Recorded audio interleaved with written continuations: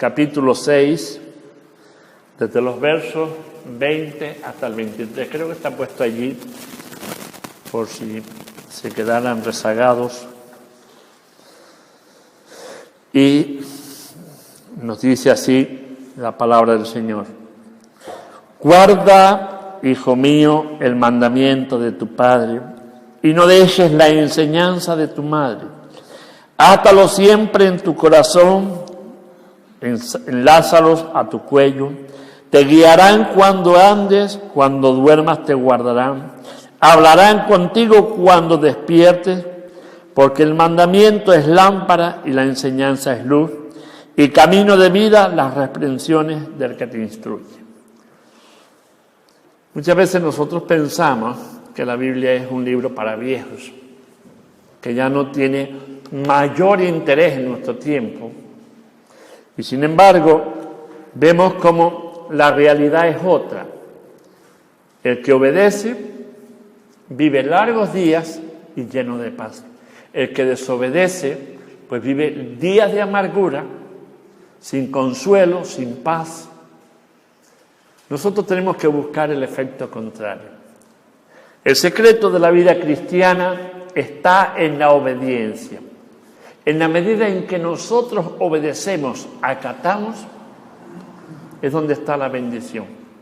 Y no siempre vamos a ver el primer resultado de golpe. Hago bien para ver bien. No, tú puedes hacer bien y venir momentos difíciles, pero no por ellos no te van a venir el resultado de haber creído y de haber obrado bien. Tarda su tiempo, todo llega, pero cuando viene, te bendice, todo ese tiempo que te parece haber sido perdido, te lo bendice de tal forma que olvidas el amargor. La mujer cuando está para partos, al dilatar el dolor es insoportable. Y ella, cuando está pariendo, lo digo porque lo he visto y he estado en paritorio muchos años, hablan que si fuésemos a tenerle en cuenta todas las cosas que dicen, era para despreciarla. Sin embargo, no se les tiene en cuenta porque es un momento complicado, difícil, un trance donde una vida nueva va a nacer. Y cuando la criatura nace, su rostro cambia, se transfigura. Aquella persona nerviosa, agresiva, impulsiva, en el momento del dolor, en el momento del parto, ahora se convierte en un cordero manso. Todo el dolor, toda la angustia anterior se le olvida y ve la recompensa, el fruto tan esperado. Lo mismo pasa con nuestras vidas. Yo he titulado para la tarde de hoy esta predicación Custodios de la Verdad. El ser custodio conlleva guardar con mucho cuidado. Custodiar una cosa es guardarla con mucho celo, cuidar de ella. Un celador en un hospital es un custodio, vigila. Un guarda es un custodio, vigila. Y lo que nos está diciendo aquí el rey Salomón en el libro de los Proverbios, cuando dice guarda, y esta palabra es importante, porque en la medida en que nosotros entendamos lo que significa guardar, velar, apropiarnos, en esa medida de obediencia es donde vamos a tener la recompensa después, de forma posterior. La podemos tener al momento, nos sentimos bien porque hemos obedecido, pero nos vamos a sentir súper bien por haber llevado a cabo aquello que aprendí de haber guardado. Así que cuidar con mucho celo, con mucho afán, es lo que se nos está encomendando. El consejo de Dios es como el consejo de los padres a los hijos. Los padres a los hijos nunca van a desearles mal. Siempre van a buscar y van a hacer lo mejor para que sus hijos estén bien. Y a su vez están plantando en su corazón para que sus hijos también obren con sus hijos en un tiempo futuro.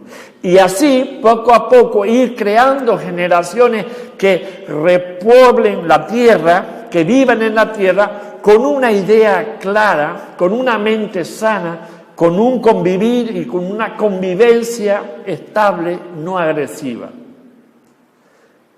Guardar implica obediencia.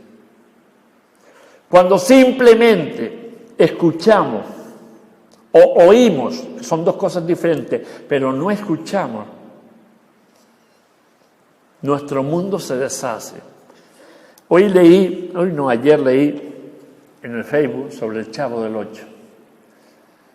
Yo no lo había escuchado nunca, la canción del Chavo del Ocho hablando de Jesús. Y miren que tragué programas del Chavo del Ocho con mis hijos en casa. Ellos se sentaban, merendaban, veían el Chavo del Ocho, pero nunca había oído esa oración. Y hablando anoche con Carmen, digo, Carmen, ¿tú habías escuchado el programa del Chavo del Ocho? Y yo sí. Y digo, bueno, pues yo me perdí esta clase. Y él decía, óyelo, escúchalo.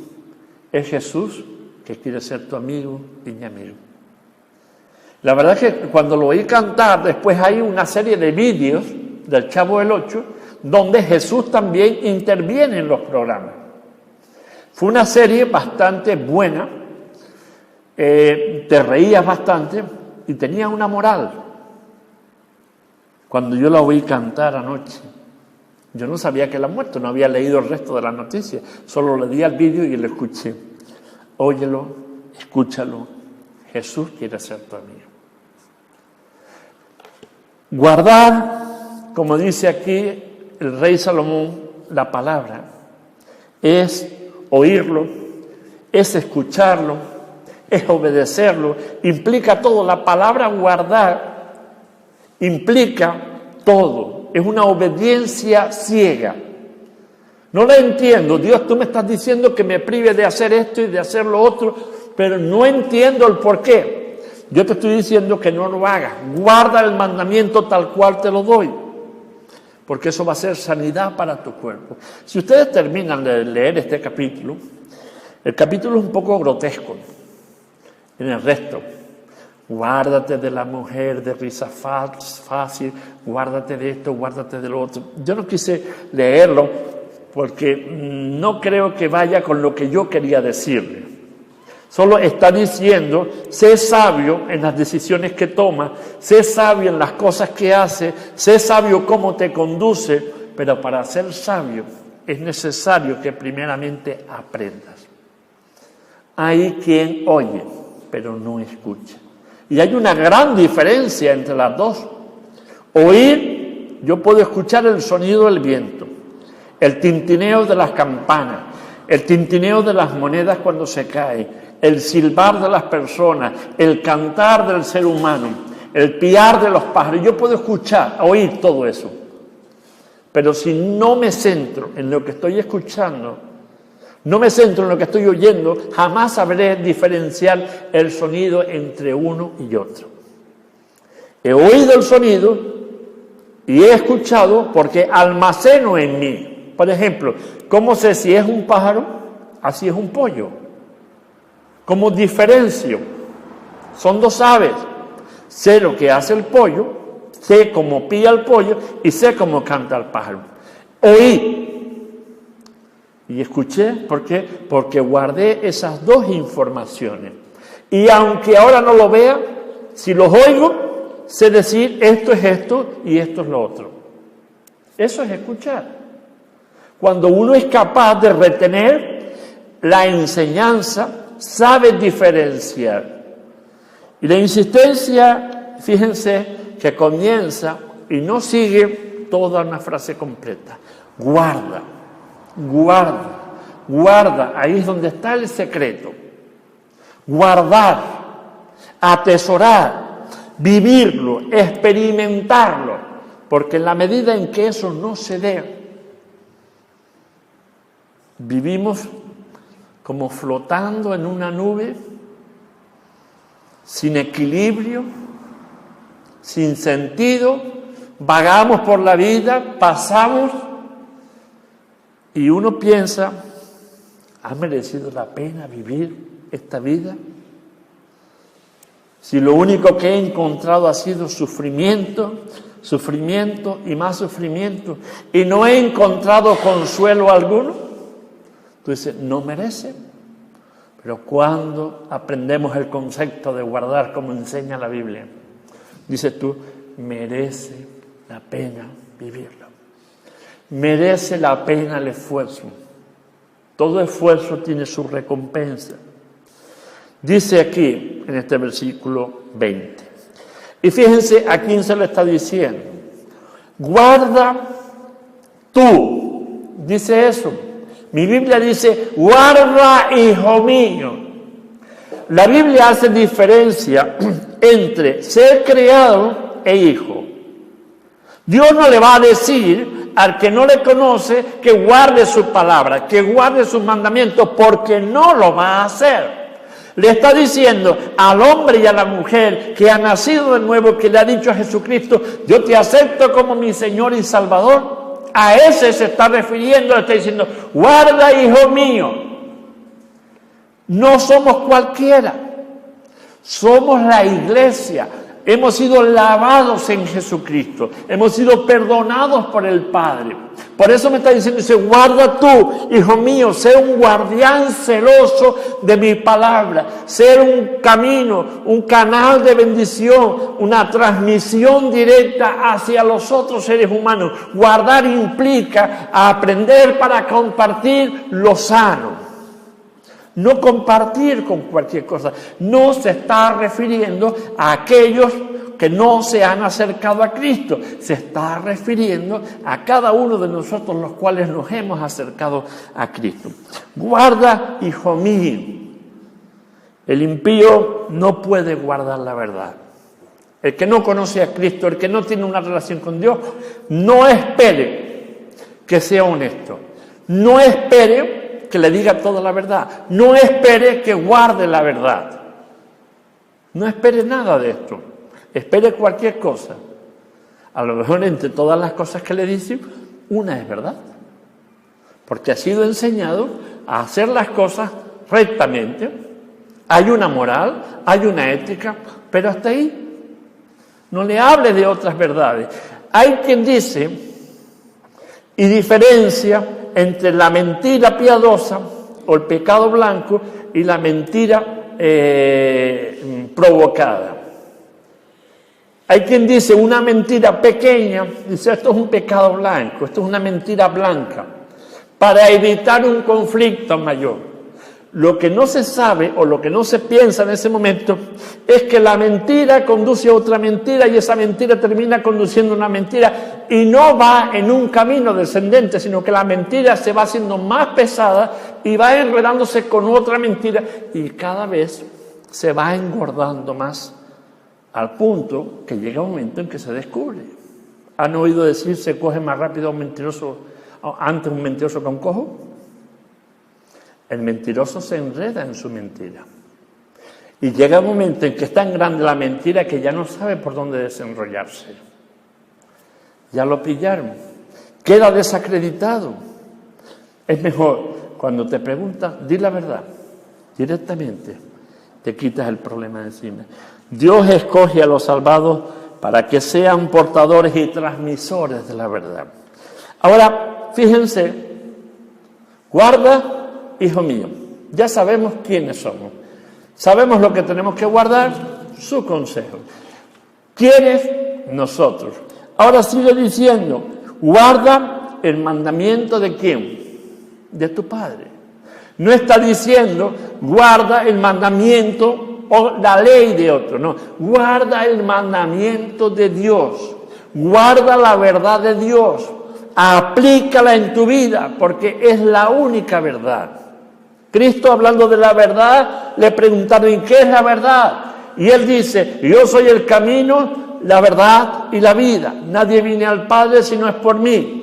Él, siendo Dios, como dijo Marta, se hizo un bebé y luego se hizo un mozalbete y luego un hombre para cumplir el propósito de Dios de rescatar al ser humano, a ti y a mí. Y una vez rescatados, tenemos que mantenernos en esa calidad, en esa altitud.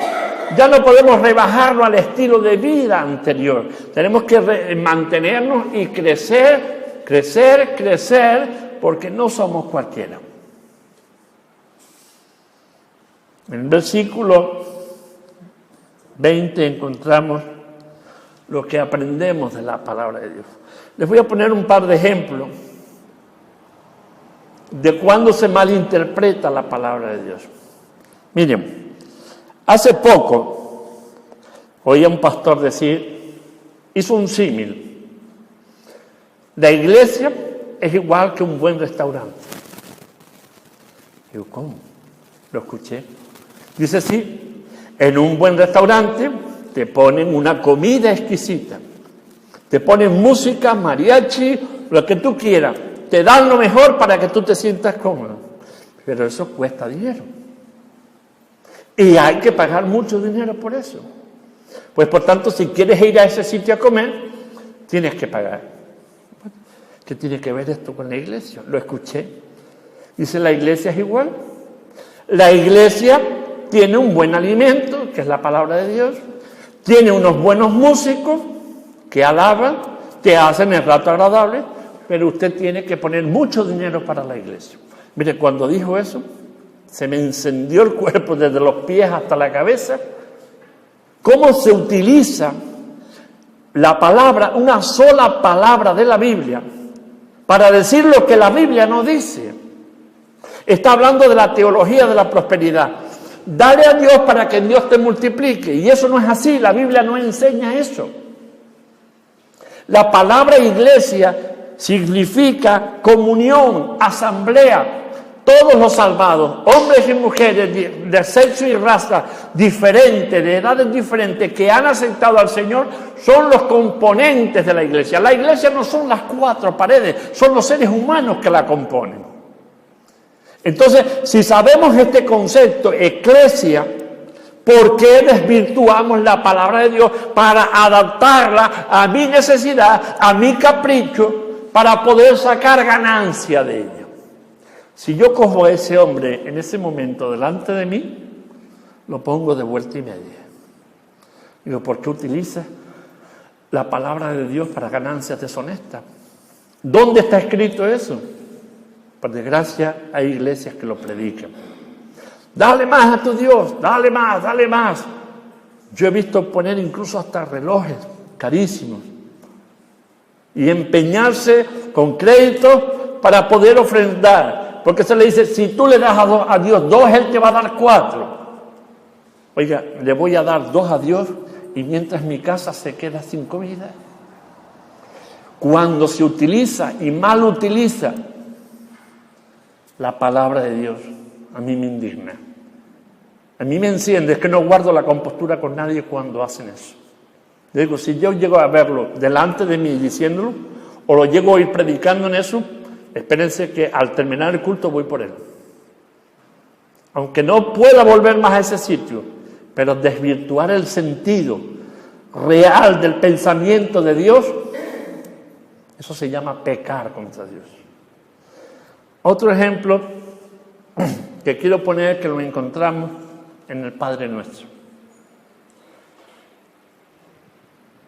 Hay una frase que dice, y no nos metas en tentación, mas líbranos del mal. Cuando yo oí y leí, pensé, Dios es justo, Dios no comulga con el pecado, ni participa, ni provoca a nadie para que peque. Esto tiene que estar mal traducido. Me fui al original griego y justamente está mal traducido. La traducción real es, y no nos dejes caer en tentación.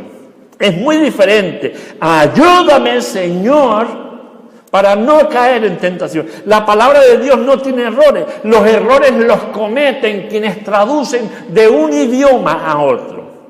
Y han metido en el Padre Nuestro, y no nos metas en tentación. Dios no mete a nadie en tentación. Dios es santo. Por tanto, destierra esa palabra del Padre nuestro. Y no nos dejes caer, sería el uso correcto de la frase en griego. No nos dejes caer en tentación. Miren, cuando no guardamos el pensamiento real de Dios, cuando no entendemos o no profundizamos para poder guardar la idea principal de Dios, desvirtuamos por completo el Evangelio. Hacemos del Evangelio una mercadería. Hacemos del Evangelio que todo el mundo lo utilice como quiera. No se puede utilizar la Biblia, no se puede utilizar el pensamiento, la idea de Dios de cualquier forma. Dios iluminó la mente de los escritores para que en el lenguaje de ellos utilizaran la palabra más aproximada, la más correcta a lo que Dios quería decir. Estamos estudiando los viernes de que autor de la Biblia hay uno solo, y es Dios. Escritores, hay 40 y tantos escritores. Pero autor, uno solo. Y el autor es el que piensa, el que plasma, el que indica, el que corrige, el que traza.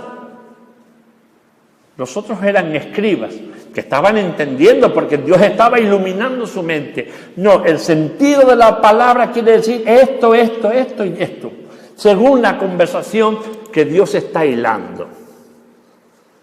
Guardar la palabra de Dios implica no quedarse en lo superficial, implica profundizar en ella, implica conocerla para poder hacer defensa contra los detractores que intentan torcerla para vivir de ella.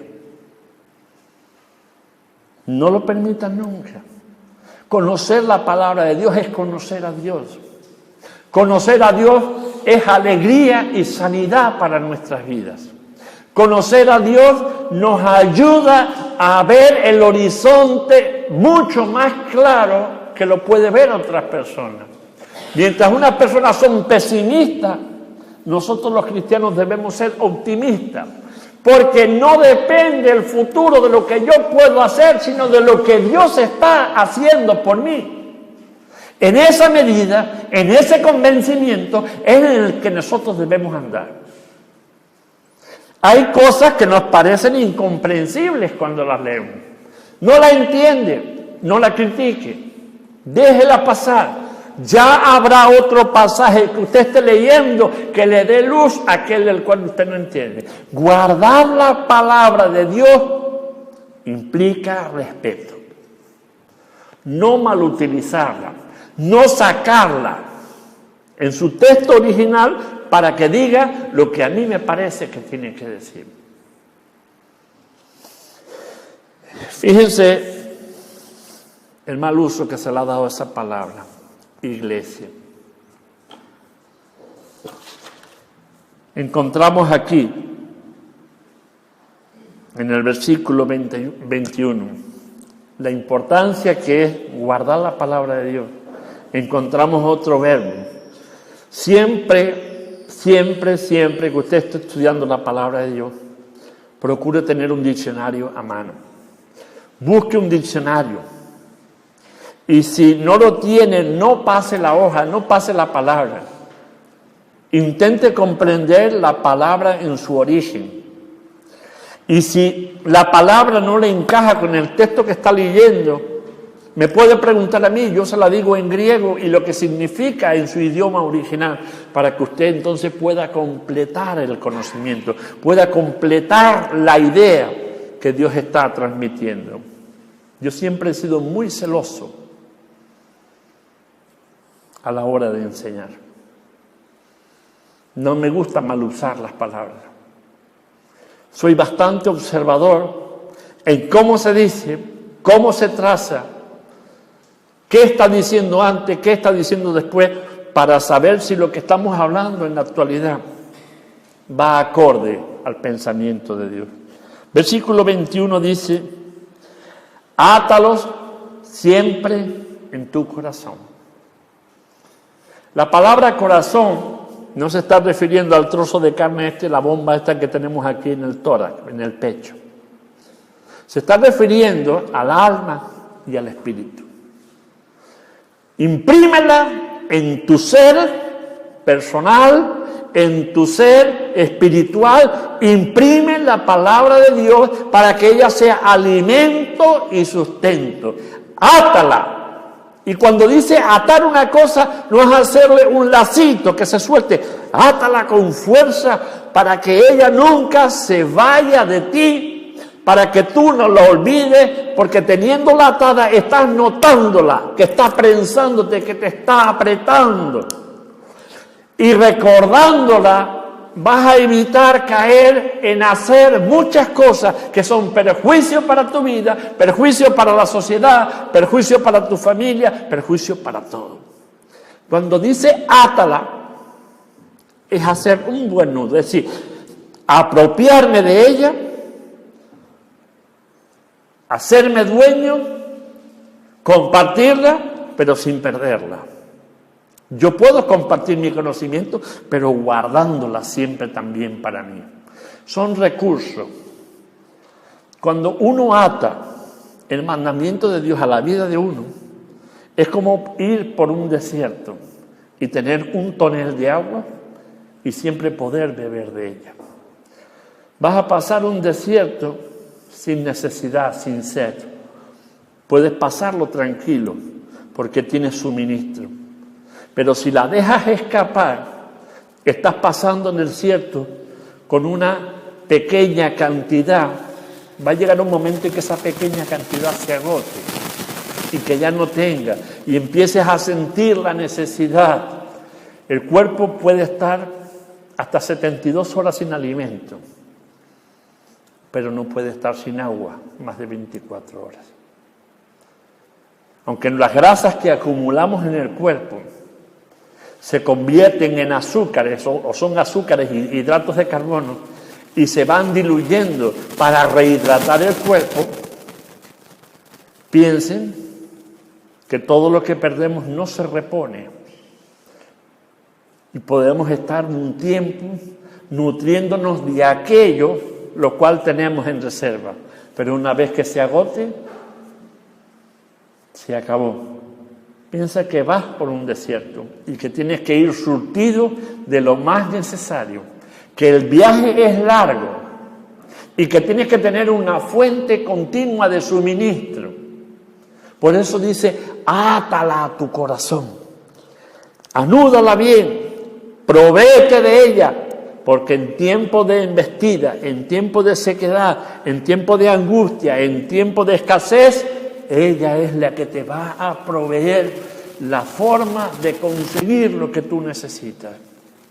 Es el libro más sabio que hay, pero tienes que convencerte, apropiarte de ella.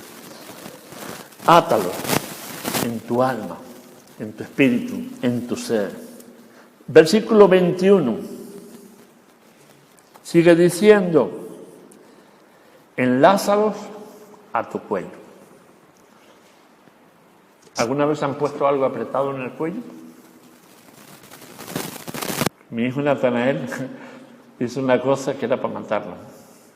Yo en mi profesión utilizaba lo que son los cintillos, las bridas, estas que cierran, ya no puedes abrir.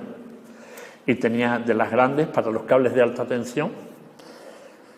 Y no sé cómo la cogió él, porque yo nunca dejaba las herramientas ni las cosas peligrosas cerca de sus manos. Siempre he sido muy cuidadoso con todas estas cosas. Lo cierto es que una tarde, Carmen y yo tuvimos que salir por alguna circunstancia, no me acuerdo. Y cuando llegamos, vimos al chiquillo que tenía algo morado aquí en el cuello. Natanael, ¿qué pasó? Nada, jugando. Vale. Nada, jugando. Hasta que luego con el tiempo nos enteramos que fue que se puso un cintillo y él con el juego fue apretando, hasta el punto que ya no podía respirar. Y no se puede aflojar, cintillos una vez que trinca no afloja. Si no por la hermana y el hermano que están allí, que meten una tijera o un cuchillo y lo cortan, hubiese estado criando malva todo este tiempo. Con esto, quiero decirle que cuando uno se pone algo que apriete, algo que te esté comunicando continuamente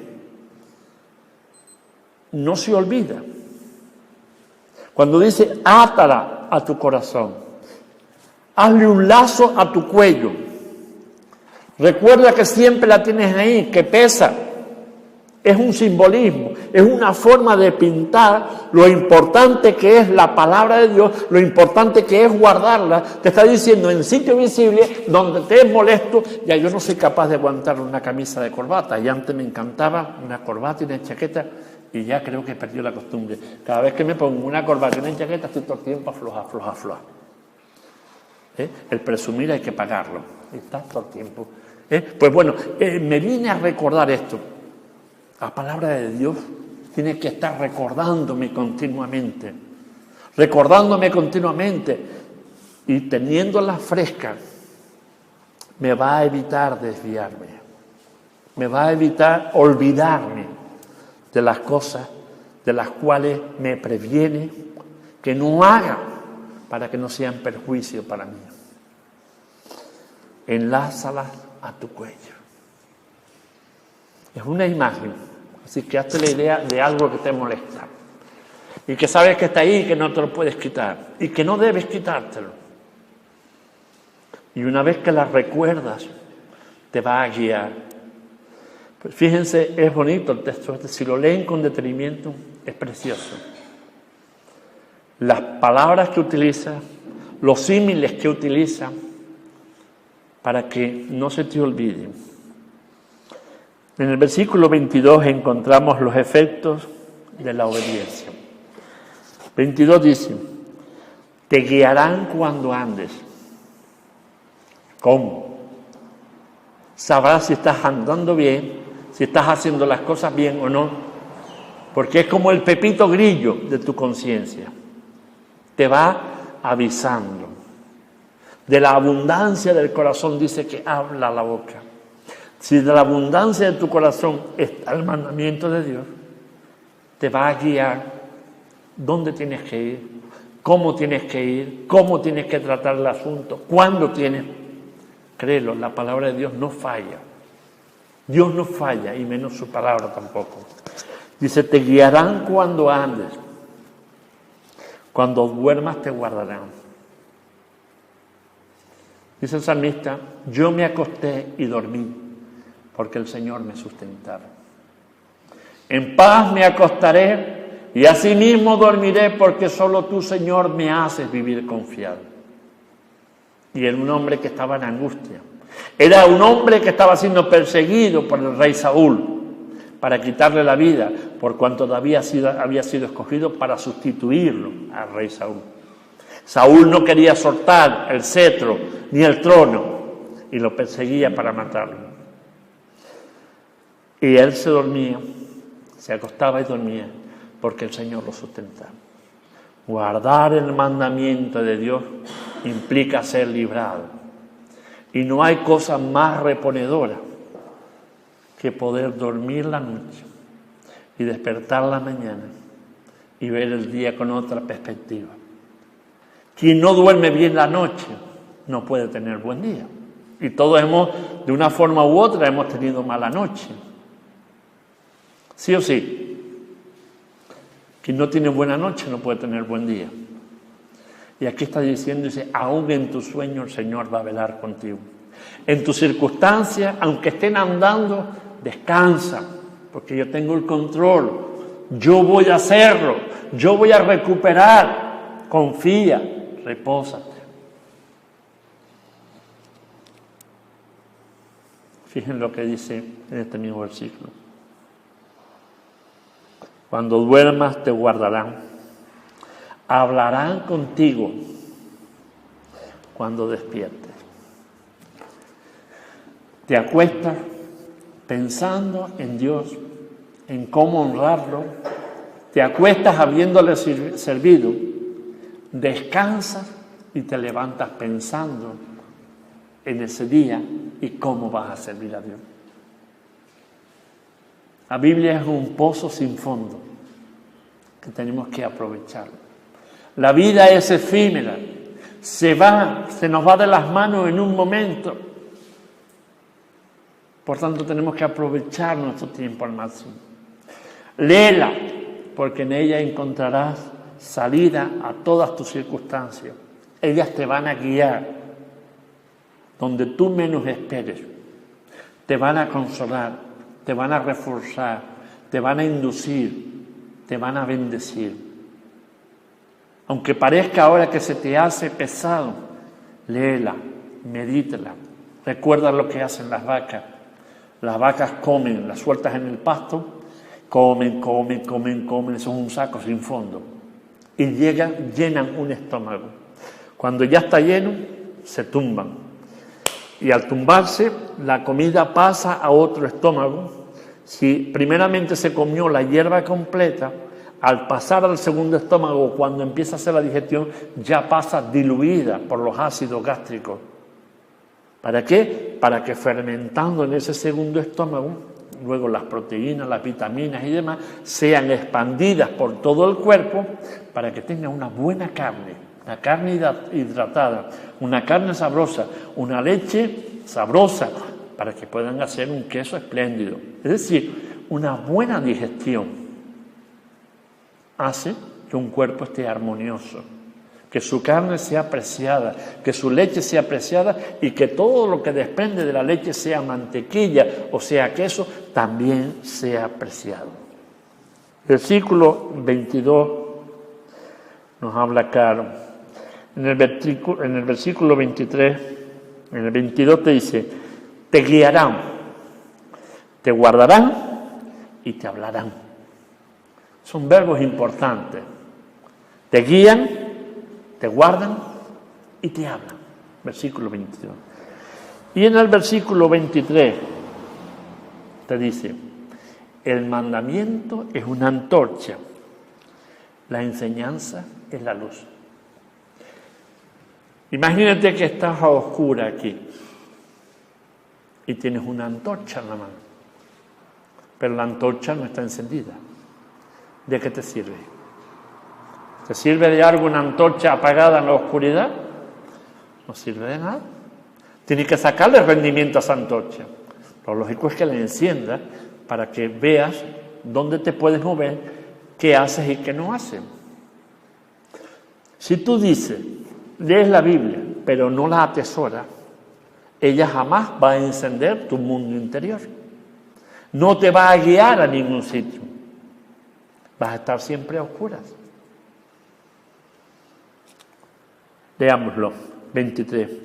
Porque el mandamiento es la lámpara. Un quinquel, imagínense un quinquel. ¿Vale? Por ejemplo, la pantallita esta que yo tengo aquí. Este es el mandamiento. Yo necesito luz para leer. Si no la enciendo, ¿para qué la tengo aquí? Quizás los demás que van aquí al púlpito no la necesitan, pero yo sí la necesito para leer. Tengo un mandamiento. Ahora necesito que este mandamiento sea puesto en práctica.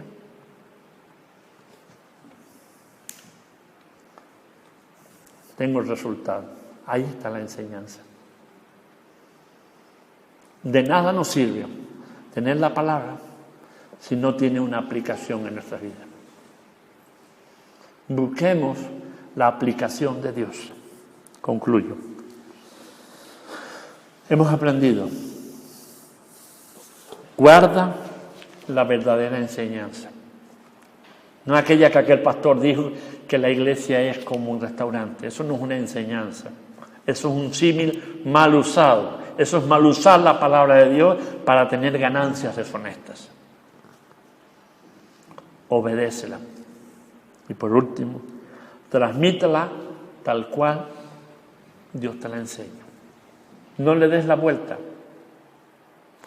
La luz es para ver. No tiene por qué estar apagada.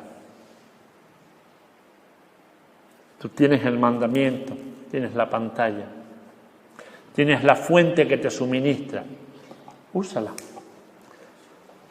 para que puedas ver y los demás puedan ver también. Cierren sus ojos. Vamos a orar. Vamos a rogarle al Señor que nos ayude a ser cuidadores de lo que nos ha sido encomendado, custodios de la verdad. Señor, conoces el corazón de cada uno de nosotros. Conoces nuestras necesidades. Nada se escapa a tu control.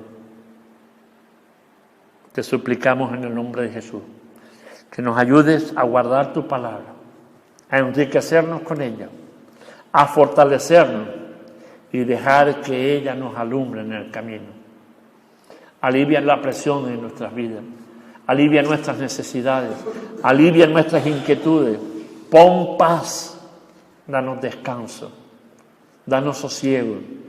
Ayúdanos a ver días de alegría, rebosando de bendiciones. Tú conoces el corazón en esta noche de cada uno de nosotros. Y estás encomendando a cada uno que guardemos tu palabra. Gracias, Padre, porque cada uno sale bendecido de una forma y otros de otra. Gracias por moverte con libertad y gracias por enseñarnos con tu palabra. En el nombre de Jesús. Amén.